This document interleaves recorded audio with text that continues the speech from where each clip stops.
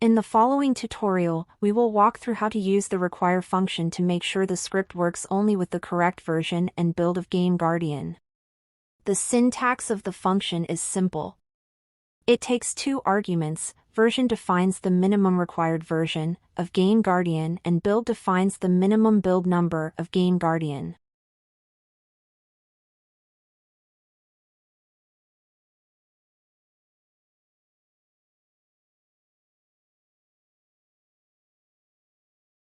The code begins by defining the version and build that we want to check.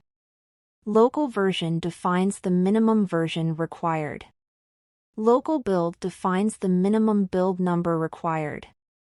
If the installed version is 101.1, the script will continue to run. If not, the script will stop. This code is set to ensure compatibility with the last known version. Then we use the require function to check if the GameGuardian version and build meet these requirements. The alert function is used to display a message on the screen. In our case, we use it to display a message confirming whether the GameGuardian version meets the required version and build. If the version and build match the required ones, the message will confirm that the script is approved to run. In this scenario, the require function ensures that only GameGuardian versions and builds that match the targeted version and build are allowed to run the script. If the current GameGuardian version and build are lower than the targeted values, the script will stop and exit. If they match or exceed the target, the script will continue.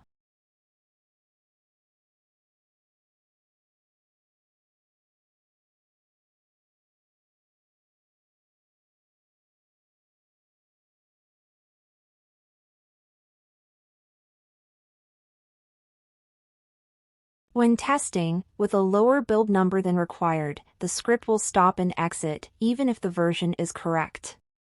Similarly, if the version is lower than the required one, the script will also stop and exit, regardless of the build number.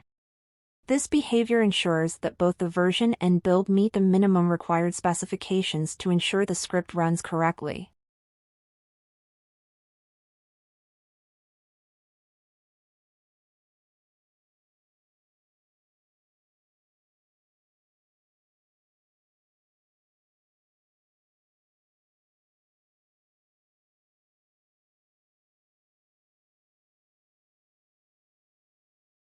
In this case, we have set the version to nil and are only checking the build number. By setting the version to nil, we are telling the script that we do not have a minimum version requirement, but we still want to ensure that the build number meets the required minimum.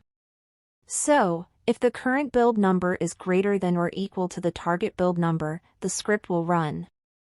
By using nil for the version, we are explicitly telling the script that there is no version requirement. If we left it completely empty or did not provide any value, it could cause errors or unexpected behavior. Using nil makes it clear that we do not care about the version, but still want to check the build number. In this last scenario, we are only checking the version.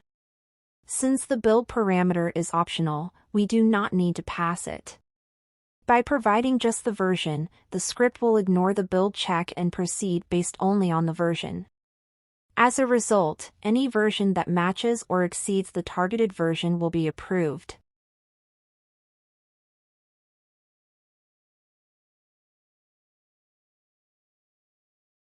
Keep in mind that the require function does not provide the current version of GameGuardian, it only compares the installed version with the required one to ensure compatibility. Older versions may not work with your script due to missing features or functions.